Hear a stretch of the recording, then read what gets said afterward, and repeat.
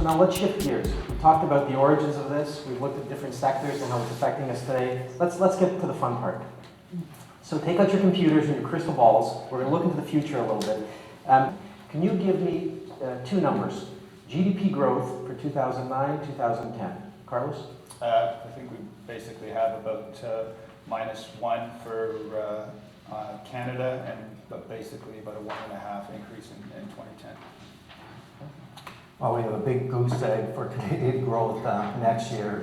No growth at all, with the economy actually contracting in the first half of this year, first half of next year, and then a very modest recovery in 2010, maybe 2.5% growth, around the norm, but maybe just shy of the norm. Just to be very different, we have 0.1% growth in 2009. Just to be sure it wasn't zero. We made sure it's not zero. So basically no growth in 2009, and then a modest recovery in 2010, around 1.8%.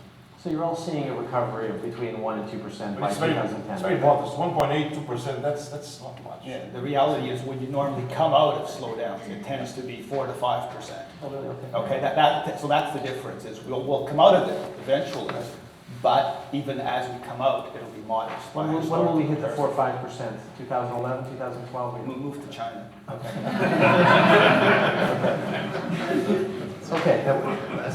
We've essentially run out of asset bubbles to inflate, and generally, unless people are bringing forward future consumption by borrowing too much money, it's hard to get the 4 and 5% growth that we have experienced, and which has partly caused the current problems. So now, if we can get back to normal 2.5%, 3% growth by 2011, I think that would be quite good. That's a pretty optimistic picture, actually.